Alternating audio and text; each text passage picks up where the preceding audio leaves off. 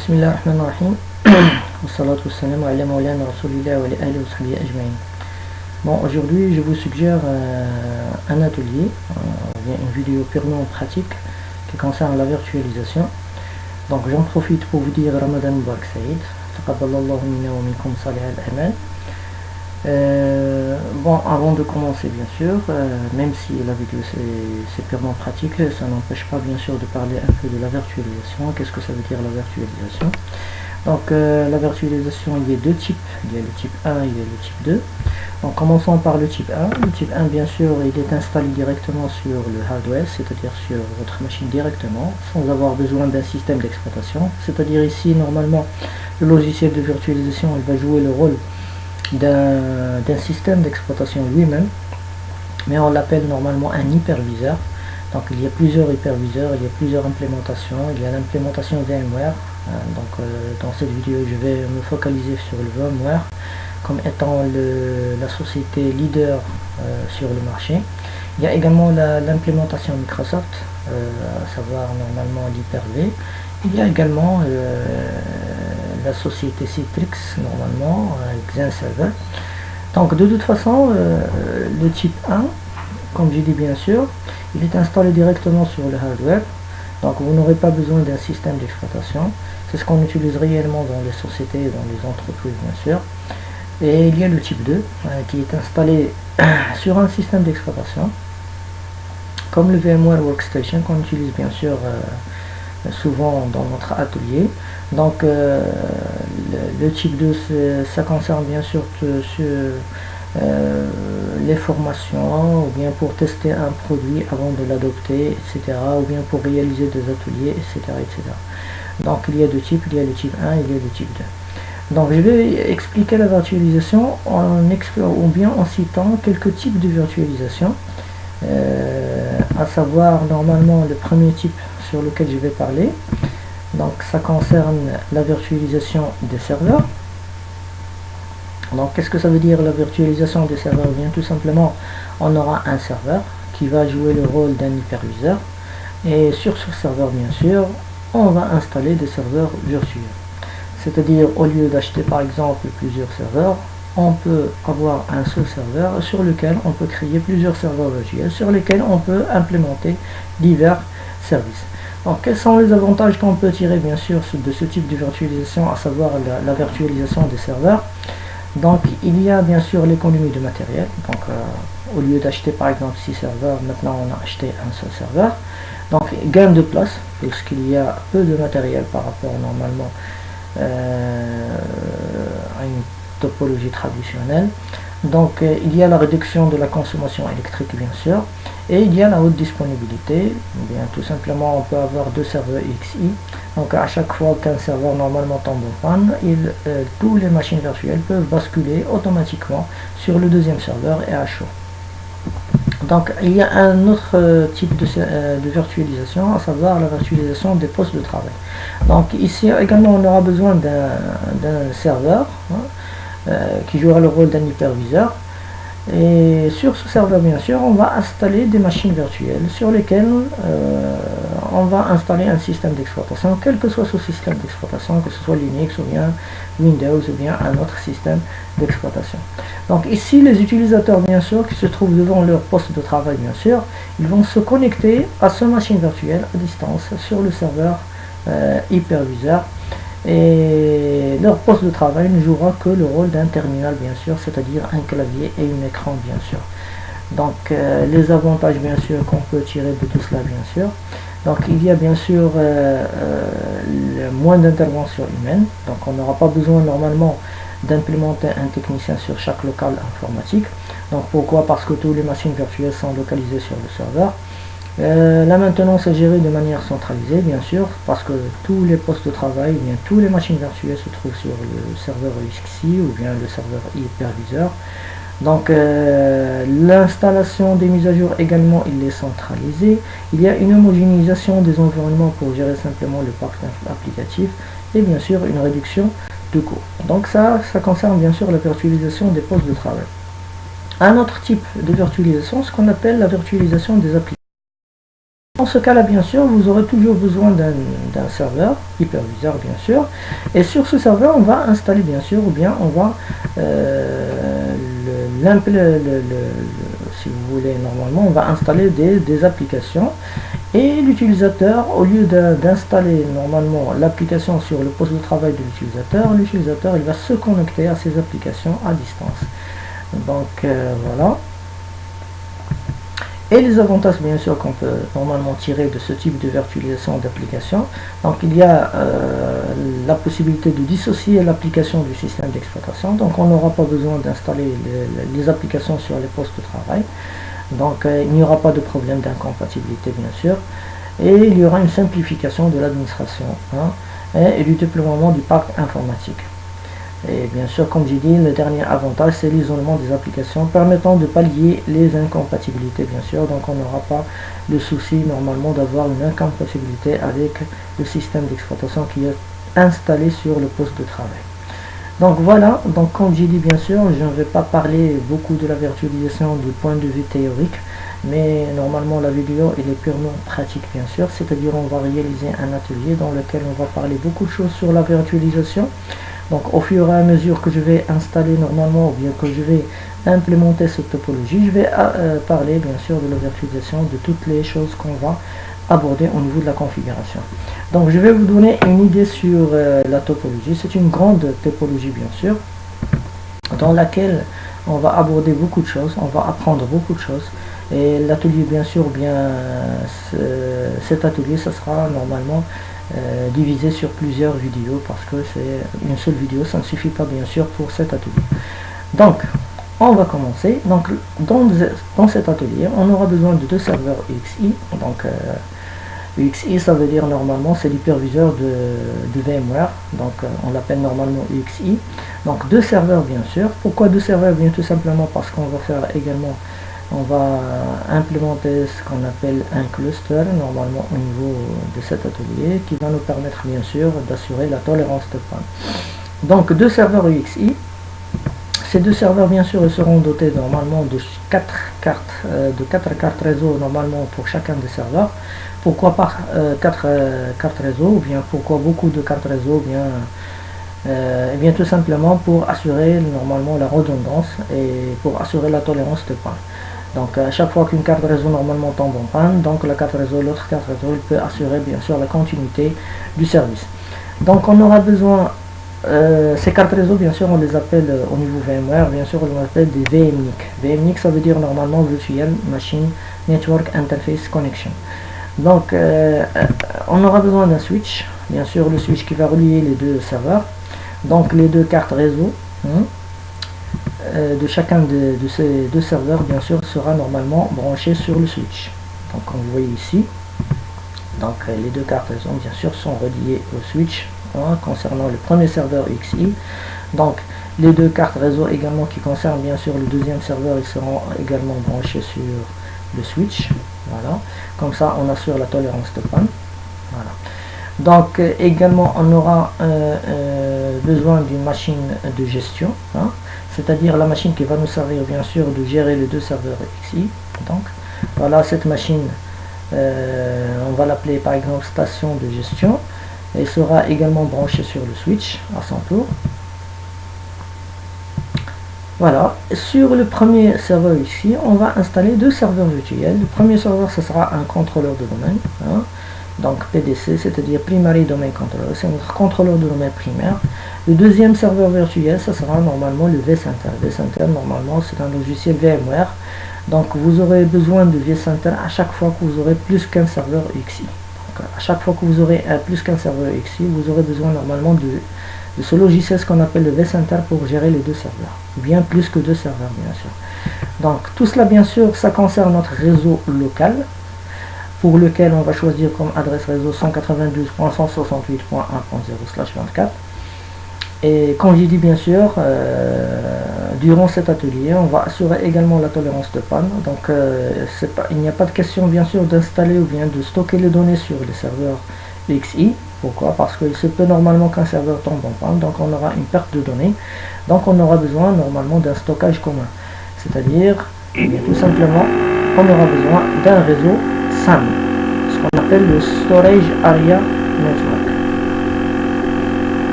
Bon, comme j'ai dit, on aura besoin d'un réseau spécialement consacré au stockage, hein, ce qu'on appelle le SAN, ou bien ce qu'on appelle normalement le Storage Area Network. Donc, une baie de stockage. Donc, je vais normalement simuler la baie de stockage avec un logiciel open source, à savoir le Penfiler. Hein. Donc, un switch, bien sûr, pour le réseau SAN. Voilà. Et bien sûr, on va relier les deux cartes réseau qui restent normalement de chaque serveur EXI avec ce switch, bien sûr, pour relier les serveurs, bien sûr, à la baie de stockage. Voilà. Voilà. Donc, ça, c'est le deuxième serveur. Voilà. On va relier également la baie de stockage au switch. Voilà. Et la même chose, bien sûr, on aura besoin normalement d'une machine pour la gestion du stockage, bien sûr, sur une interface web. Voilà. Donc cette machine également de gestion, elle sera également branchée sur le switch qui se trouve sur le réseau SAN. Voilà, c'est notre réseau SAN. Et pour le réseau SAN, on va choisir l'adresse réseau 172.16.1.0/24. Ce sera bien sûr notre réseau SAN.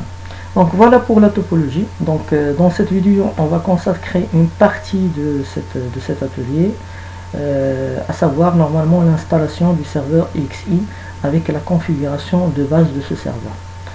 Donc on commence notre travail. Donc la première étape à faire bien sûr, c'est l'installation bien sûr d'un serveur EXI. Donc vous aurez besoin d'un CD d'installation pour le serveur EXI. Donc qu'est-ce qu'on va faire? On va faire File, New Virtual Machine.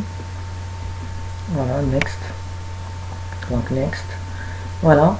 Donc on choisit VMware EXI, donc la version 6. Bien sûr, ici on va installer la dernière version, à savoir le VMware EXI 6.5. Bien sûr, il y a une version récente, le 7.5, donc il a juste normalement tombé sur le marché. Donc voilà, Next. Donc ici, je vais choisir un nom pour ma machine, bien sûr, XI par exemple 01. Voilà, ça c'est juste l'étiquette bien sûr de cette machine, bien le nom du dossier de cette machine. Donc on va créer un dossier, pardon, j'annule.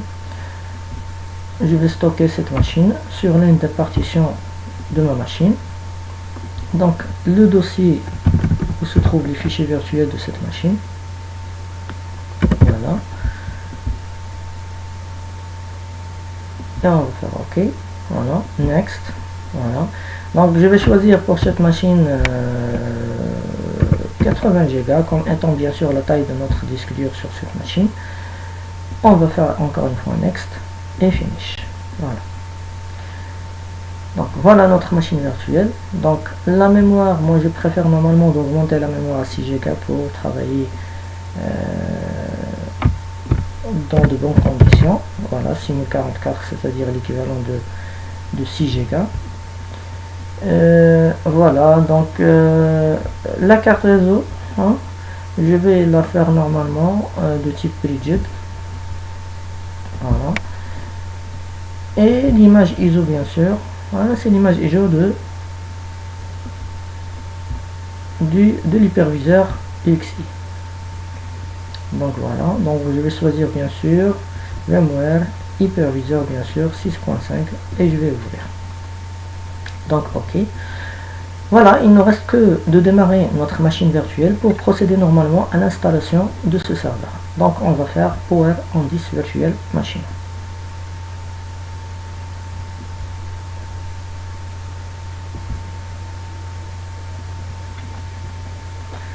Voilà, donc on tape sur Entrée et l'installation commence bien sûr de notre hyperviseur EXI. Donc il faut savoir que l'hyperviseur EXI VMware il est basé sur le noyau Linux.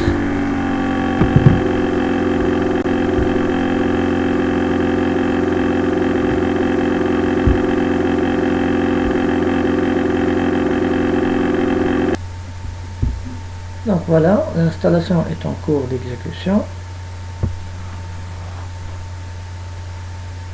Donc on attend que le fichier soit chargé normalement.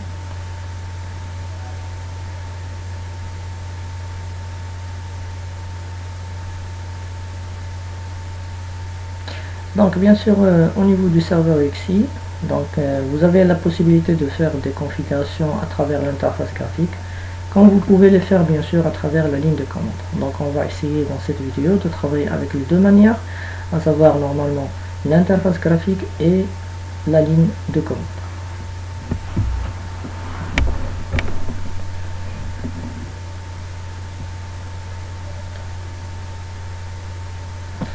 Donc je vais essayer d'arrêter la vidéo pour que la vidéo ne soit pas très longue bien sûr, donc jusqu'à ce qu'on arrive bien sûr à la première étape de l'installation.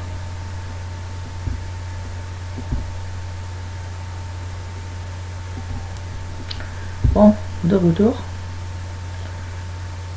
Voilà, donc vous avez ici normalement soit cancel, soit continue. Donc vous tapez entrée pour continuer. Donc ici bien sûr vous acceptez les termes de la licence bien sûr, donc vous faites F11 normalement pour continuer. Bien sûr vous avez un menu qui vous guide bien sûr durant l'installation de votre serveur. Donc vous avez ici bien sûr notre disque dur, il est de 80 Go bien sûr. Donc encore une fois bien sûr on va faire continue. Donc ici vous choisissez bien sûr la langue, donc vous choisissez bien sûr la langue que vous voulez bien sûr. Donc par exemple ici je vais choisir le français, c'est-à-dire French normalement. Donc je vais taper encore une fois entrée pour continuer. Donc ici c'est le mot de passe de votre administrateur. L'administrateur ici c'est le root. Comme j'ai dit bien sûr, XI est basé sur le noyau Linux. Donc ici je vais choisir un mot de passe 123.pl. Donc 123.pl comme étant mon mot de passe bien sûr. Et je vais taper sur entrée.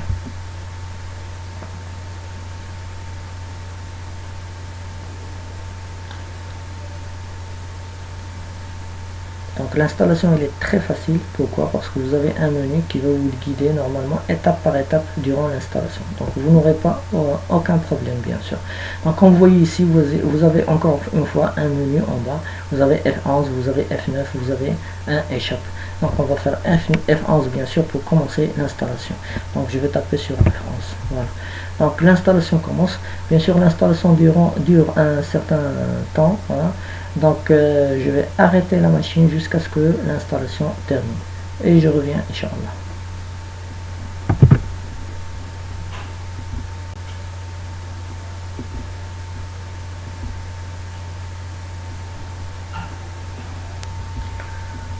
Bon, de retour. Comme vous voyez, l'installation est arrivée à 87%. Donc elle est sur le point d'être terminée. Bon, ça prend du temps un peu l'installation, mais de toute façon, comme vous voyez, elle est très facile parce que vous avez un menu qui va vous guider durant toute l'installation. Donc vous n'aurez aucun problème durant l'installation. Donc nous sommes à 90%, donc il nous reste 10%. Donc, on attend un petit moment.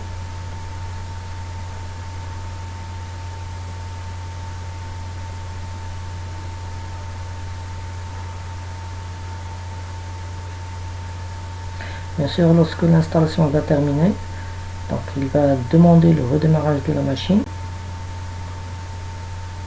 Alors comme vous voyez, comme j'ai dit bien sûr, juste un instant, que l'installation demande un redémarrage. Donc vous avez en bas de l'écran bien sûr, vous tapez entrée pour redémarrer. Donc on tape entrée pour redémarrer.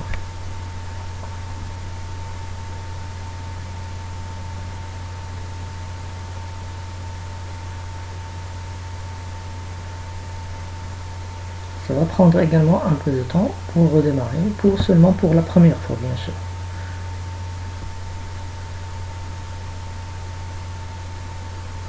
Voilà, il y a un redémarrage de notre serveur.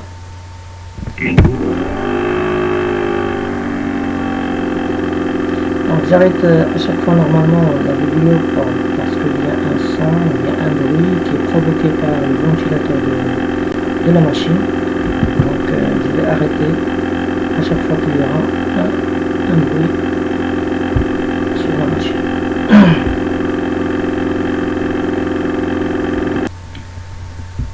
Bon, de retour, toujours le redémarrage n'est pas encore terminé. donc il est sur le point d'être terminé.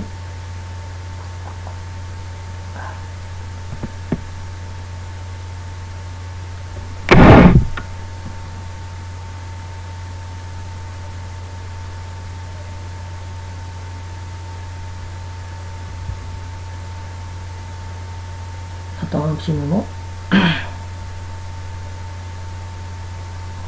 Voilà. Donc le redémarrage il est terminé. Donc nous sommes sur cette interface dans laquelle on trouve certaines informations comme étant par exemple la version de notre serveur, etc. etc., etc. Donc en bas de votre écran vous avez deux touches normalement, il y a le F2 et le F12. Le F12 bien sûr c'est pour redémarrer votre machine ou bien arrêter votre machine, et le F2 bien sûr pour accéder au menu de la configuration de base bien sûr de votre serveur. Donc on va appuyer sur F2.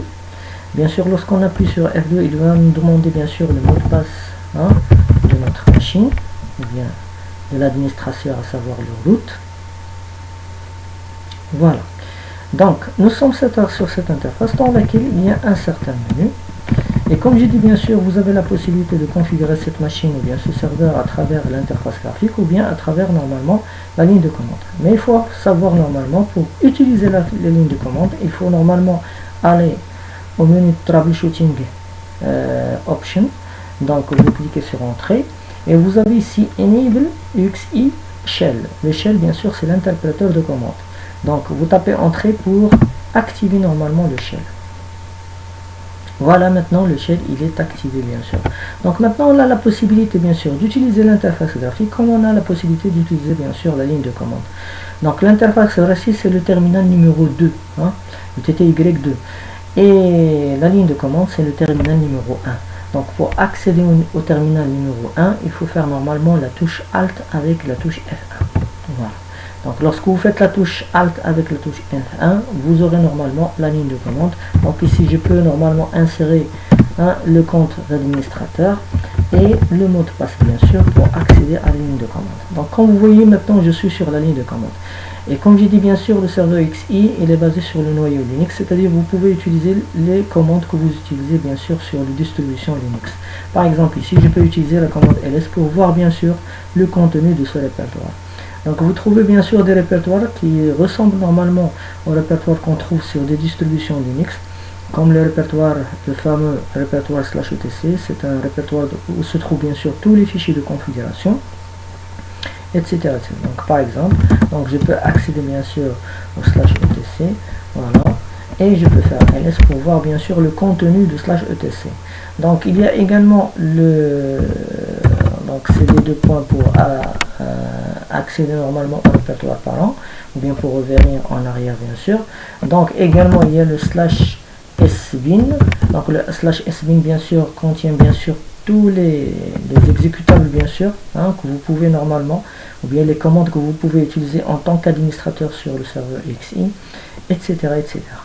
Donc voilà, donc on commence par les configurations de base et on commence par la première configuration bien sûr, à savoir normalement le changement du nom, ou bien de donner un nom normalement à ce serveur XI.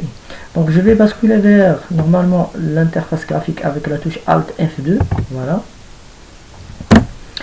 Donc pour changer le nom bien sûr au niveau de l'interface graphique, donc il suffit normalement de faire Configure Management Network et d'aller normalement IP version 4, pardon, c'est pas IP version 4, et d'aller par exemple normalement au DNS, et ici bien sûr vous pouvez bien sûr changer le nom de la machine au niveau normalement du hostname. Donc ici normalement je peux changer le nom de la machine.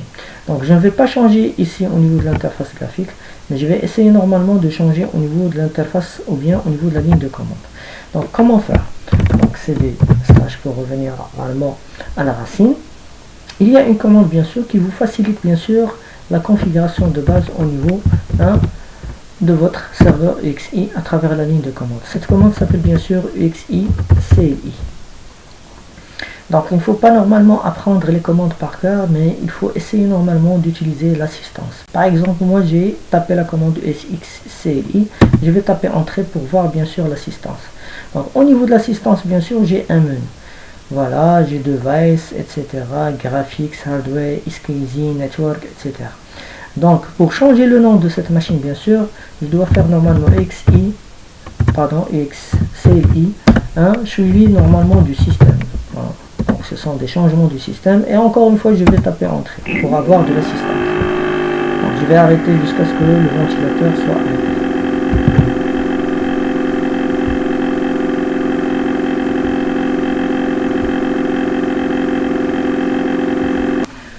Donc, lorsqu'on a tapé la commande xxcli système, donc on a ce menu également. Donc, on va chercher normalement hostname pour changer bien sûr le nom de cette machine. Donc, je vais taper encore pour avoir de l'assistance. Donc, hostname, vous avez get et vous avez set. Donc, get pour avoir normalement le nom de votre machine actuelle. Et bien sûr, pour l'instant, il n'y a aucun nom, il y a seulement localhost normalement. Et pour normalement changer, on fait normalement set. Voilà. Dans set, normalement, vous aurez les options que vous pouvez utiliser. Donc, double-host pour avoir le nom de la machine, bien pour changer le nom de la machine. Double-domain pour normalement ajouter un suffixe DNS. Double- normalement FQLDN, c'est-à-dire Full Qualified Domain Name pour avoir normalement le nom complet de votre machine. Donc, on va essayer de faire les trois, bien sûr. Donc, on va faire -host. Voilà. Et on va choisir par exemple xi01. Pardon, xi01. Et je vais taper entrée. Donc ici j'ai changé normalement le nom. Maintenant je vais changer bien sûr le nom du domaine. Donc, domaine. Et je vais faire par exemple inib.loc. Voilà. Donc ici normalement j'ai ajouté le nom de domaine. Après normalement je vais ajouter le full qualified domain name. Donc full qualified domain name est composé de quoi? Du nom de la machine plus le suffixe DNS. Donc full qualified domain name. Voilà, donc je vais choisir normalement xi01.inib.loc. Voilà. Voilà, donc comme vous voyez, on a configuré le tout. Donc on va voir au niveau de l'interface graphique qu'est-ce qu'il est arrivé, bien sûr. Voilà. Donc au niveau DNS, bien sûr, donc toujours localhost. Donc pourquoi? Parce qu'on a besoin normalement de redémarrer le service network. Normalement. Donc vous avez ici Restart Management Network. Donc on va faire F11 normalement pour valider. Voilà, donc on va taper entrée. Donc on revient à Config Management Network, configuration DNS. Regardez ici, maintenant qu'est-ce qu'on a? On a le nom de la machine, il est devenu xi01. Donc voilà, donc également on a un suffixe DNS. Pour l'instant il n'est pas apparu jusqu'à maintenant, donc ça va apparaître après. Donc voilà, donc on a changé maintenant le nom de la machine. Il est devenu bien sûr xi01. Vous pouvez le voir bien sûr sur cette interface, bien sûr. Vous avez hostname xi01 bien sûr. Donc maintenant qu'est-ce qu'on va faire? L'étape suivante, bien sûr, on va voir comment ajouter par exemple un compte utilisateur sur cette machine. Donc on va faire Alt F1 et on va faire l'opération encore une fois sur quoi? Sur la ligne de commande. Donc toujours avec la même commande xcli et toujours au niveau du système, je tape entrée. Donc ici vous allez voir normalement dans ce menu, vous allez voir normalement manage user accounts. Vous avez account, donc on va faire normalement devant système account. Encore une fois, je vais demander bien sûr de l'assistante. Donc vous avez liste normalement pour lister les comptes utilisateurs qui existent. Donc jusqu'à maintenant, il n'y a que 3 comptes normalement. Il y a l'administrateur, il y a 2 comptes système bien sûr. Donc vous avez le root. Donc on va essayer normalement d'ajouter un autre utilisateur bien sûr pour ce serveur. Donc comment on va faire normalement? Au lieu de liste, on va faire add. Voilà. Et on va voir encore une fois le menu. Donc vous avez -D pour désigner une description pour cet utilisateur. Le -I c'est le nom de l'utilisateur. Le -P c'est pour le mot de passe. La confirmation du mot de passe avec le -C. Donc on va faire ça. Donc on va faire normalement -I. Donc le nom c'est une par exemple. C'est le compte qu'on va créer. tirer D pour avoir normalement, donc on va faire comme administrateur. Hein. Donc tirer P c'est pour le mot de passe, donc on va choisir 1, 2, 3.POL. Donc tirer C c'est pour confirmer le mot de passe, 1, 2, 3.POL. Et je vais taper sur Entrée. Donc voilà, le compte a été créé. Pour s'assurer bien sûr de la création des comptes, on peut revenir bien sûr à EXI, c'est eSystem Account List. Donc comme vous voyez ici normalement, il y a le compte NB qui a été créé avec comme description bien sûr administrateur.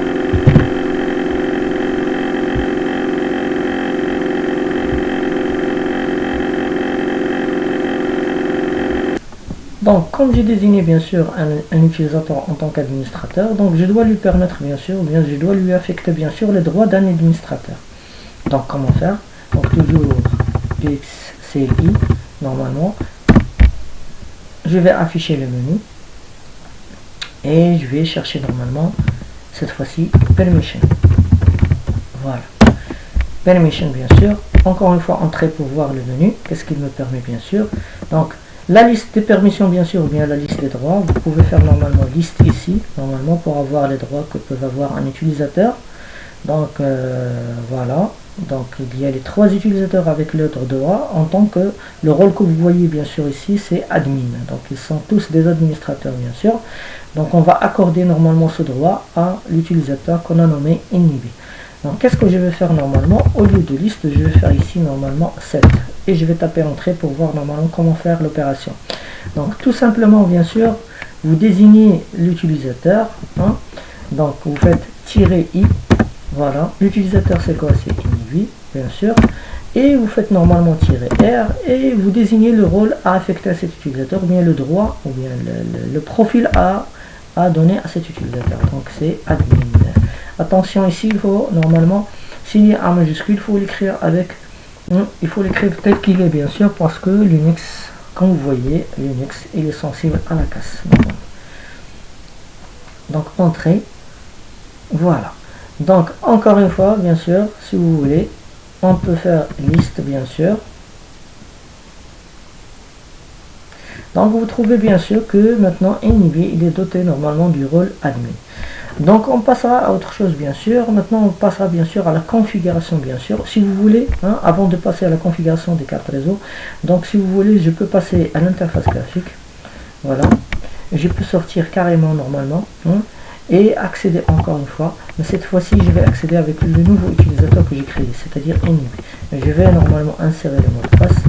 Et voilà, je suis sur l'interface graphique avec normalement avec un autre utilisateur, à savoir l'utilisateur NIB. Donc je bascule encore une fois vers normalement la ligne de commande. Donc je tape clear. Donc encore une fois la même commande et je vais voir normalement les possibilités que j'ai avec cette commande, ou bien les options que j'ai avec cette commande. Donc ici je veux normalement configurer le réseau, tout ce qui est normalement réseau. Donc je vais faire EXI, CLI et je vais faire normalement network. Voilà. Encore une fois, entrer pour savoir normalement les possibilités que j'aurai. Donc, qu'est-ce que je vais normalement voir pour l'instant? Je vais par exemple lister les cartes réseau qui existent sur ma machine. Donc, je vais faire normalement network, suivi normalement de NIC. NIC, ça veut dire quoi? Network Interface Connection. Donc, entrée. Voilà. Donc, si vous faites normalement liste, vous aurez normalement la liste des cartes réseau qui existent sur votre machine pour l'instant. Donc, il y a une seule carte réseau qui s'appelle normalement VMNIC 0, c'est-à-dire Virtual Machine Network Interface Connection 0. Et il est normalement activé App. Donc, qu'est-ce qu'on va faire pour l'instant? On va configurer une adresse IP, non pas pour la carte réseau, mais pour normalement le port virtuel qui se trouve sur le switch virtuel. Donc je vais expliquer ça bien sûr durant les vidéos qui vont venir par la suite, mais de toute façon maintenant nous sommes obligés de configurer normalement ce port, ce qu'on appelle normalement le VM kernel, ce port bien sûr qui va nous servir pour la gestion normalement de ce serveur EXI. Donc je commence normalement. Donc on va revenir à network. Donc qu'est-ce qu'on va configurer bien sûr? Eh bien une adresse IP, donc je vais faire normalement network IP. Encore une fois entrer pour voir qu'est-ce qu'il me donne normalement comme possibilité. Donc IP 1 suivi normalement de interface. Voilà. Donc interface normalement, hein, entrée. Donc interface bien sûr, je peux faire ici normalement liste pour savoir normalement les ports VM kernel qui existent jusqu'à maintenant. Il y a un seul port VM kernel qui va être normalement pour l'instant, c'est le port VM kernel 0, VMK0 normalement. C'est le seul port normalement qui est créé par défaut avec un switch standard, un virtual switch standard, hein, SV switch 0 également.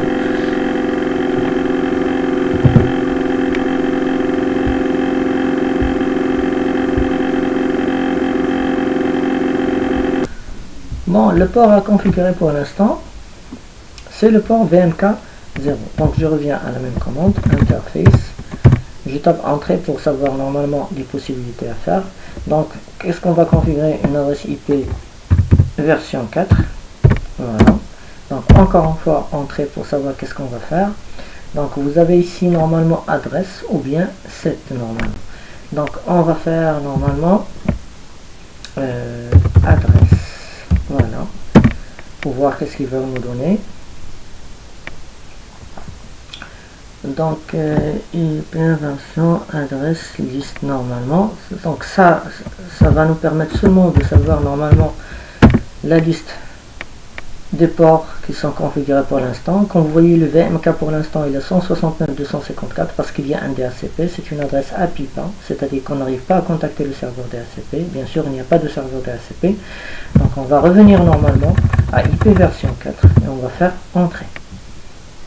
Donc qu'est-ce qu'on va faire? On va faire set. Voilà. Donc set, c'est-à-dire on va paramétrer l'adresse IP. Donc vous avez "-g" pour la passerelle par défaut, "-i" normalement pour le nom de votre port, à savoir VMK0, "-i" pour l'adresse IP, "-i" majuscule normalement, "-n" pour le masque sur réseau, etc. Donc on va commencer normalement. Donc set normalement, "-i" c'est VMK0, c'est le nom de notre port VM kernel bien sûr. Donc "-i" majuscule, ça sera l'adresse IP 192.168.1. Donc point 201. Hein. Donc le net masque normalement c'est "-n", c'est-à-dire le masque sur réseau 255.255.255.0 et "-p", donc "-p" on n'aura pas besoin, "-t" normalement pour désigner la façon normalement d'attribuer l'adresse IP, donc c'est statique bien sûr, donc il n'y a pas d'ACP. Voilà, donc il nous reste bien sûr, j'ai oublié bien sûr, le "-g" pour avoir normalement la passerelle par défaut. On va choisir par exemple .1.1, même si on n'a pas bien sûr de routeur. Donc on va faire entrée.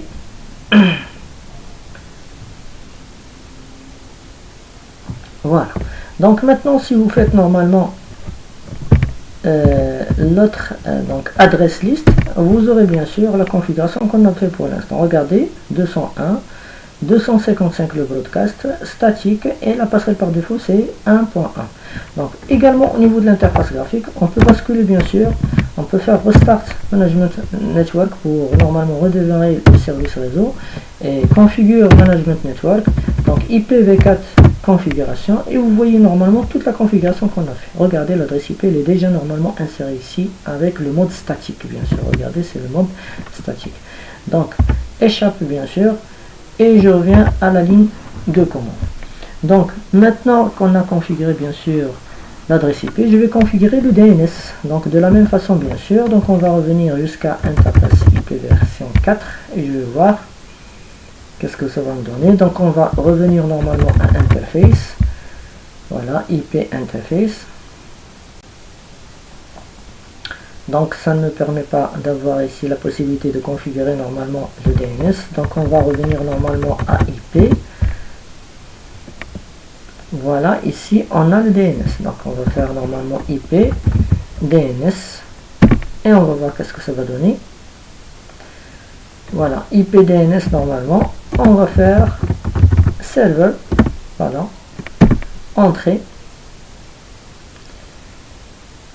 et on va faire normalement add, voilà, add-n DS et le DNS. Donc je vais choisir normalement 1.100 parce que notre futur contrôleur de domaine, il aura bien sûr cette adresse IP. Si vous voulez, je peux ajouter une autre adresse si vous voulez. Donc aléatoirement 253 par exemple. Voilà. Donc pardon, il ne faut pas ajouter ici. Donc je vais l'ajouter dans une autre ligne de commande 253. Voilà. Donc je peux basculer vers normalement le mode interface graphique. Encore une fois normalement échappe. Je vais redémarrer normalement le service normalement réseau. Voilà. Configure network. Donc vous avez ici DNS configuration. Regardez. Les deux normalement adresse IP qu'on a fait rentrer pour l'instant.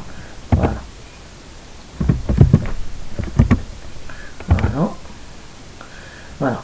Maintenant qu'est-ce qu'on va faire? Regardez, je vais normalement arrêter cette machine et je vais ajouter normalement des interfaces réseau, c'est-à-dire des cartes réseau, ce qu'on appelle normalement les liaisons montantes, bien sûr. Les liaisons montantes, ou bien en anglais les uplinks, bien sûr. Donc tout ce que je vais faire, bien sûr, c'est d'arrêter catégoriquement normalement ce serveur pour ajouter 3 cartes réseau. Comme j'ai dit, bien sûr, au niveau de la topologie, chaque serveur il sera doté de 4 cartes réseau, bien sûr, pour la tolérance de panne. Donc qu'est-ce qu'on va faire? On va faire F12. Voilà. Donc on va faire 1, 2, 3. Donc POL comme mot de passe, bien sûr. On va faire entrée. C'est un valide mot de passe. Je n'ai pas écrit comme il faut. Pardon. Donc je suis sur le route. Donc normalement je vais faire un autre mot de passe.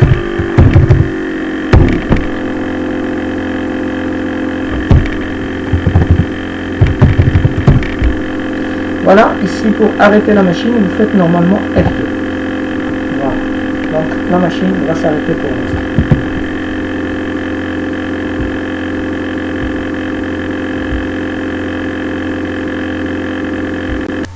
Bon, on va ajouter normalement les cartes réseau, donc VM, Setting, donc Network Adapter, donc on va ajouter bien sûr 3 cartes réseau. Donc rapidement, donc on va ajouter les cartes réseau. Donc tous les cartes réseau, on va les faire normalement comme étant bridged. Voilà, encore une fois une autre carte réseau. Voilà, bridged, finish. Donc la dernière. Voilà, bridged et finish. Voilà. Donc ok. Voilà, on a 4 réseaux, donc on démarre la machine, bien sûr.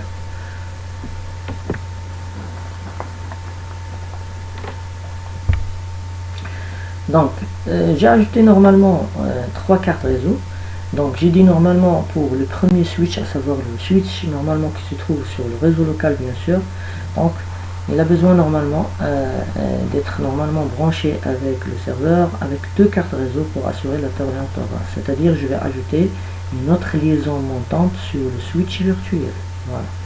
Donc on va ajouter une autre liaison montante pour le switch virtuel.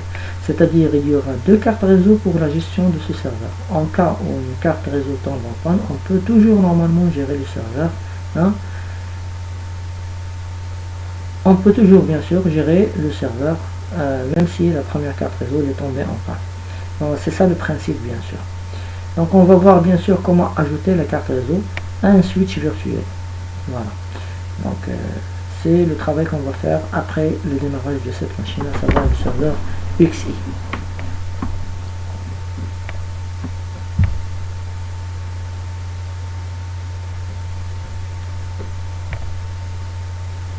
Donc on attend toujours que le serveur soit démarré. Donc le principe des switches virtuels, je vais l'expliquer après. De toute façon, maintenant on va voir seulement comment ajouter une liaison montante, mais on aura l'occasion de faire le même travail bien sûr lorsqu'on arrivera bien sûr à la gestion ou bien à la configuration des switches virtuels. Il n'y a pas seulement les switches, parce qu'au niveau des switches virtuels, il y a deux types. Il y a ce qu'on appelle les switches standards, il y a également les distributed switches, c'est-à-dire les commutateurs distribués.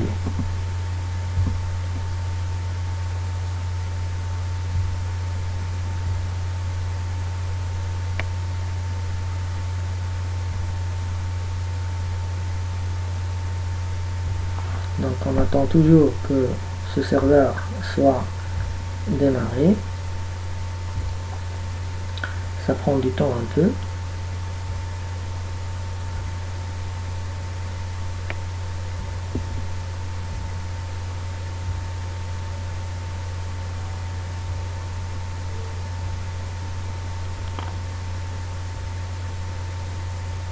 Donc toujours on va faire l'opération avec la ligne de commande.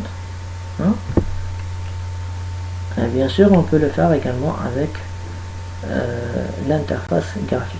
De toute façon, à chaque fois que je fais normalement, ou bien que je configure quelque chose sur la ligne de commande, je vous montre également où apparaît bien sûr cette configuration sur l'interface graphique. Bien sûr, l'interface graphique il est toujours normalement plus facile que la ligne de commande. Mais il faut s'habituer normalement à travailler également avec la ligne de commande. Peut-être que vous aurez un jour normalement besoin de faire une configuration qui ne peut normalement être effectuée qu'avec la ligne de commande. C'est pourquoi il faut s'habituer bien sûr. Commençons par les configurations de base.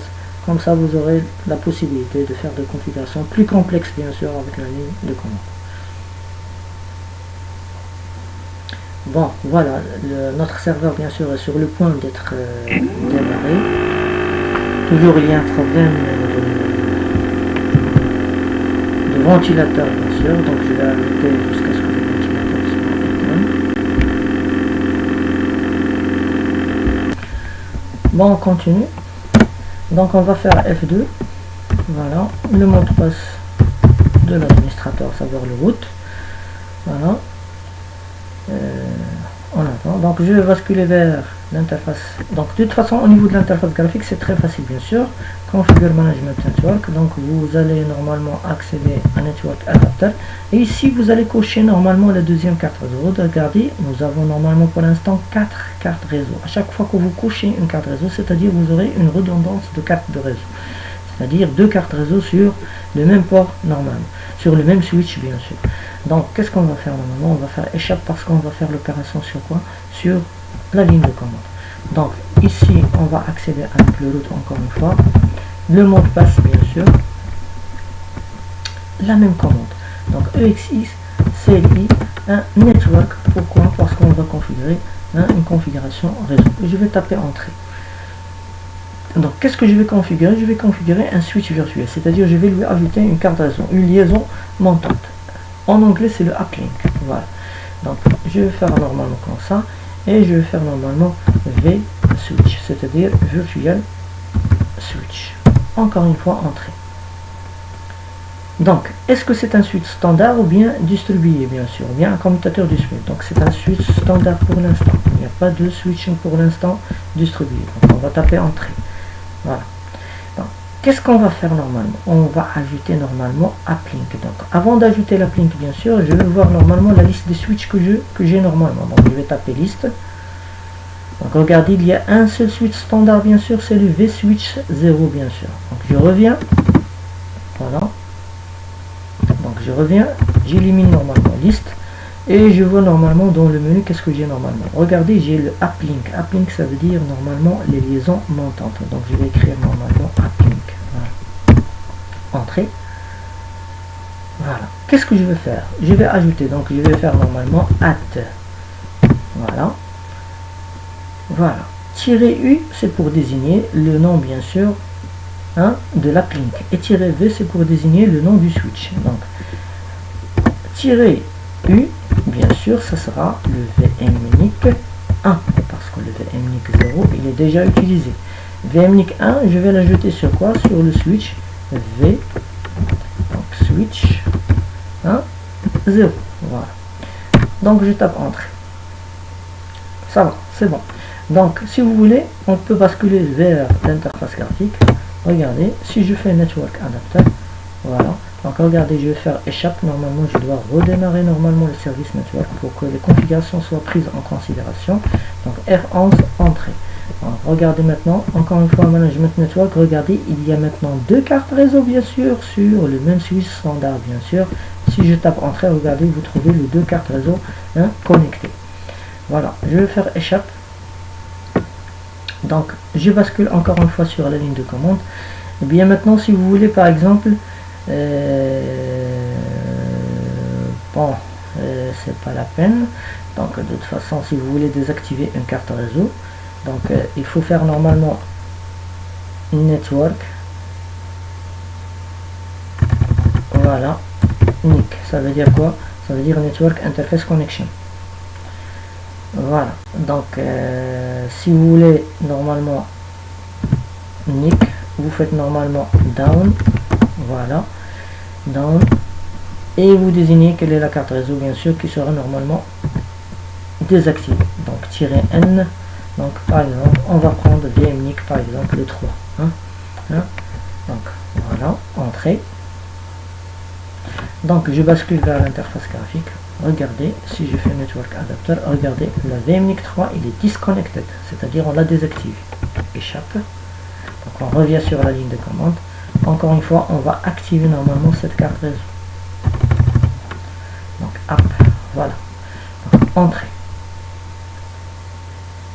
Voilà, je bascule vers l'interface graphique. Network Adapter, regardez, il est devenu normalement connecté. Donc je crois que j'ai fini normalement. Si vous voulez une simple manipulation, si vous voulez, donc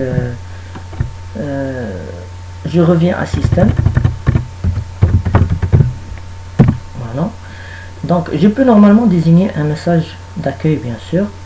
Donc ce sera la dernière chose qu'on va faire. Donc welcome message. Voilà. Je fais entrer. Voilà. Donc qu'est-ce qu'on va faire? On va faire set. Et je vais écrire un message normalement. Donc si vous voulez, je vais faire set. Voilà. Set normalement. Tirer M. Et je vais écrire mon message. Par exemple, bienvenue sur le serveur EXI. Voilà. Et je tape entrée. Voilà, j'arrête encore une fois jusqu'à ce que le ventilateur s'arrête.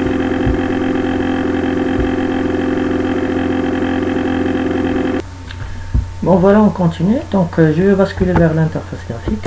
Regardez, je vais sortir carrément de ce serveur.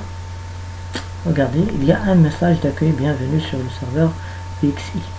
Donc voilà, on est arrivé à la fin de cette vidéo, bien sûr. Donc ça sera, je vous donne un rendez-vous pour une deuxième vidéo pour continuer bien sûr notre atelier.